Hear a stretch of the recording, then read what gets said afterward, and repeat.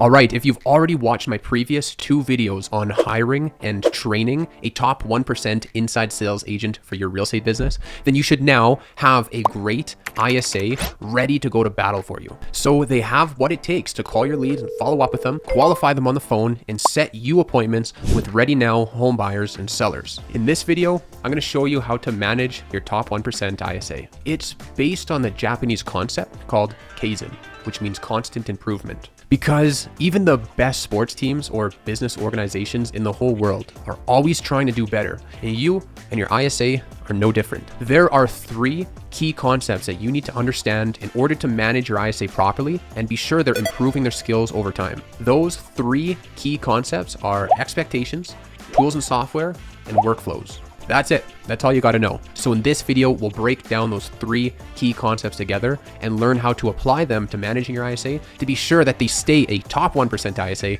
and actually do even better and increase their skills over time. The first key concept for managing your ISA are expectations. Expectations go both ways for both the agent and the ISA. Let's start off with talking about payment expectations. And we spoke about this a little bit in the first video called hiring your top 1% ISA. We recommend offering a starting salary of $5 an hour plus bonuses. We pay our ISAs a bonus of $50 per agreement signed with the home buyer or seller or a home that goes into escrow. And then we pay an additional $100 bonus per deal closed from an appointment that came from that ISA. We also pay our ISAs on time, either weekly or bi-weekly, using a website called Wise. And we'll talk about Wise a little bit later in tools and software. Up next for expectations, we have punctuality. So we give each team member a 10-minute leniency per week on being late. You can use a software called Screenshot Monitor to track their hours and activity. And again, we'll talk about that a little bit later as well. And then we have consequences for bad punctuality. So if our ISAs leave early or are late for work without giving us at least 30 minutes notice ahead of time, then they would receive a pay reduction on their next payday. Or if they just miss work for whatever reason, internet, power issues, or just being sick, again, without giving us proper notice, then they would receive a $15 deduction on their next pay period. And if that happens 3 times, so 3 strikes, then they're out. And the next part of expectations are called daily metrics. So numbers that have to be hit every day from your ISA.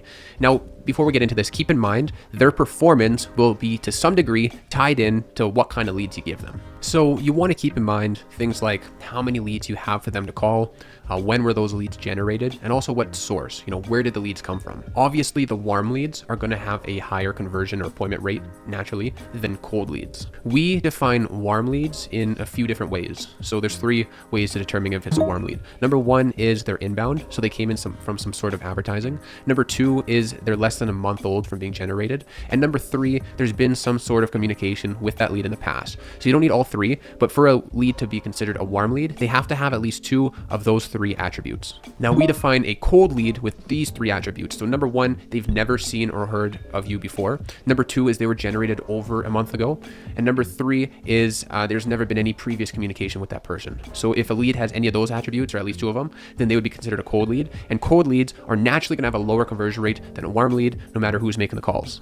For a warm lead, you want your ISA to be calling them at a minimum 5 times over the first 3 days of that lead coming in. Now, if they're doing that, then they should be getting an appointment rate of at least 10 to 15% across all the leads that are being generated. Now, a full-time ISA means that they're working 8-hour days, 5 days a week, and they should be making at least 150 calls over that 8-hour shift.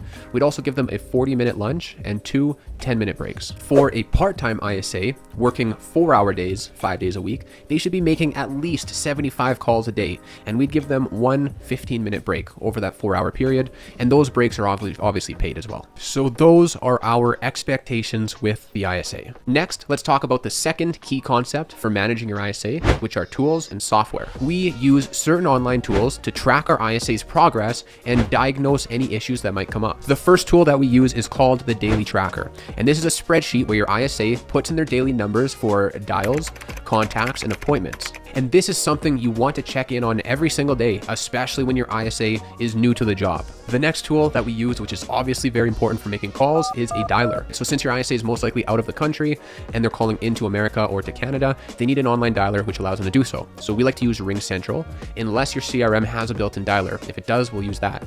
So a dialer also tracks your ISA's daily calls, also their talk time and time between calls.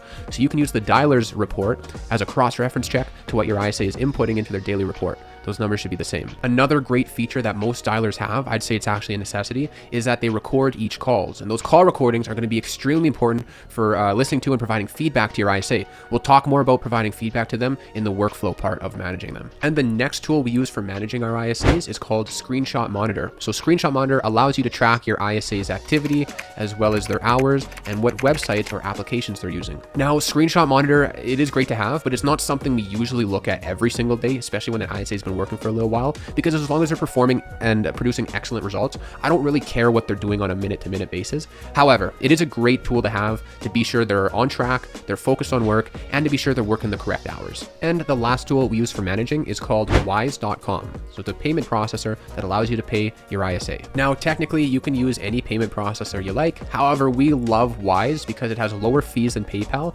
better exchange rates, and it gets to your ISA faster. All you have to do is create a free account on Wise.com, get your ISA to do the same, then add them as a recipient, and then you can send money directly into their bank account. And that's all for tools and software. Third and final key point to managing your top 1% ISA is the workflow. So what actions do you have to take consistently to be sure they're on track and they're actually set up for success in the long run? Now, the first thing I want to highlight here is that communication is key.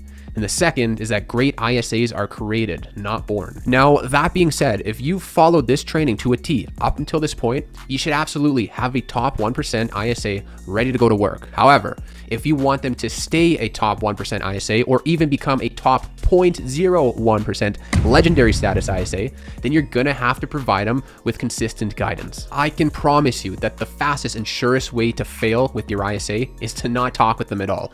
And I've said this before in other videos, so I don't want to beat it to death, but just simply providing your ISA with their salary and the odd bonus check just won't be enough. You have to build a relationship with them, which only comes from having regularly scheduled meetings, feedback sessions, ongoing training, and constant communication.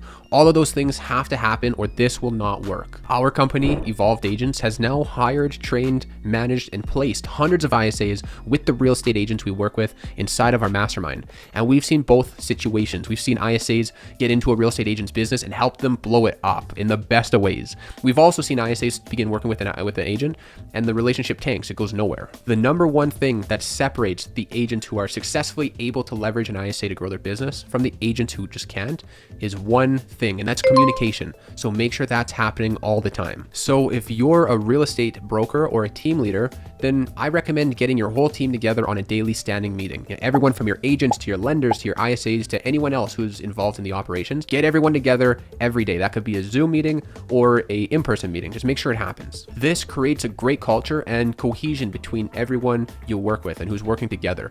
And you'll see these, happy little accidents that happen on these meetings, things that never would have gotten solved or some ideas that never would have been created without having everyone together in the same room, in person or on Zoom. And then on top of that, you want to schedule individual feedback sessions with your ISA one-on-one. I recommend doing that at least once per day for about 30 minutes, especially when your ISA is new to your company. On those feedback sessions, you want to review the following things. First off is their daily report, which tracks their daily metrics, then Screenshot Monitor, which tracks their activity and hours, and then ask for their feedback from their calls and how they're liking the job. And then you want to review a few call recordings with them and give them your feedback on those call recordings and just how things are going in general. So to simplify, it's basically their end-of-day report, Screenshot Monitor, call recordings, and then feedback. The last thing I want to touch on with workflow is how to diagnose problems that may come up and how to troubleshoot. If you are not getting the results you would hope for with working with your ISA, then first be sure you have enough feedback and they've worked long enough so you have a significant amount of data to analyze. For example, let's say they've been working for 3 months now and you've provided them with a total of 450 warm leads and you haven't closed a deal yet. That means something is probably wrong and we should look into this. So to diagnose this whole system properly and find the issue and troubleshoot it, we actually want to begin by looking at the end result and working our way back to the beginning actions. So the end result first. If you haven't closed many or any deals, then we want to see if you're working with any serious clients who will become sales.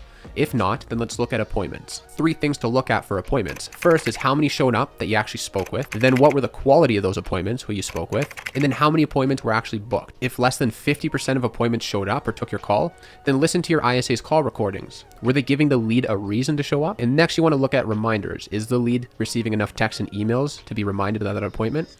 And then look at how many days out was that appointment scheduled. If it's over 3 days, the show up rate is naturally going to go down by quite a bit. If the quality of those leads who you've spoken with on the appointments wasn't good, then again, listen to your ISA's call recordings. They probably weren't qualifying the leads good enough. Now, if they didn't book many appointments in the first place, meaning they're booking under 10% of leads in for an appointment with you, then again, you want to go back to those call recordings and listen to hear what they're saying on the phone. Hopefully they're not burning any opportunities for you with leads who should have been booked. Another thing you want to look at if your appointment rate is low, so under 10%, is the contact rate. So contact rate is the amount of people who are picking up the phone and having a conversation with your ISA. Now, if your contact rate is low, meaning your ISA is talking with less than 30% of your leads, then it could mean that your number is showing up as spam. So you want to do is swap out that number for a new one immediately. Low contact rate could also mean that your ISA isn't calling those leads soon enough, since most people pick up the phone right away. That's why speed to lead is very important. Or your ISA is calling at the wrong times of the day. So we found that most people pick up the phone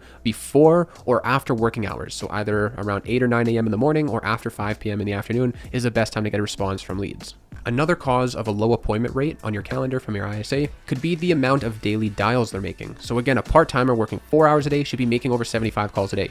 A full-timer should be making over 150 calls a day, as long as you don't have them doing any other additional work. To be sure they're staying on task during work, you can check their dialer to see the time in between their calls, or again, check Screenshot Monitor, which tracks their activity and the hours they're working. So those are all the things you need to know and implement on to manage a top 1% ISA and be sure they actually continue to improve over time. You want to first set the right expectations for your relationship with your employee, and then have the right tools and software to track their progress, and then have a solid workflow in order to keep them accountable and stay motivated. Thank you for watching, and good luck to you with exploding the growth of your real estate business using a top 1% inside sales agent.